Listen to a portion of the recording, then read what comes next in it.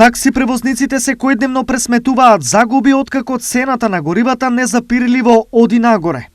Доколку не обезбедат цена која ќе им обезбеди рентабилна работа, нивните реакции ќе бидат јавни, бидејќи нивното работење економски не е логично.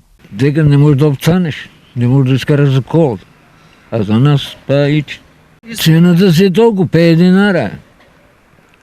И сега старто ако не го качат, не било.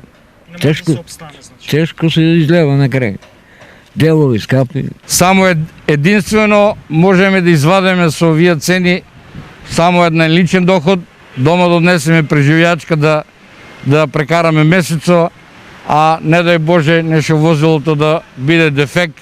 Обстануваме да преживееме. Ништо повеќе. Тешко е и жешко и тешко. Никој не мисли за вај сиромашен народ. За нив, новите цени одамна требаше да бидат присутни, но ценовникот остана непроменет поради изборите. Сепак, доколку сегашната тарифа не претрпе промени од најмалку 10 до 20%, можно е да се очекува таксистите да се повлечат од улиците. Што се очекува до 75 денара да дојде нафтата, ја мислам дека сите комплет таксисти ќе се откажеме. Значи со двумење сум дали да продолжам да работам. Такси всеки се уградо дека фале такси и да така оде работа.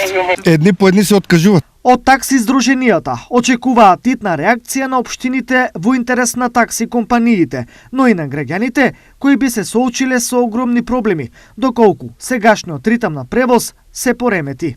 За граѓаните новите цени не се добра вест, но се очекувани со оглед на зголемените трошоци. Па ако е горивото качено, ќе се качи. Па не би требало, али што се намислија тоа прават? 50 динара низ градове џабе да водиш, а луѓето, како ти кажем, кај да идеш со своја кола, 1 кило бензин ќе потрошиш до пазарот. Инаку, само во Штип има 6 лиценцирани такси компании со 100 возила.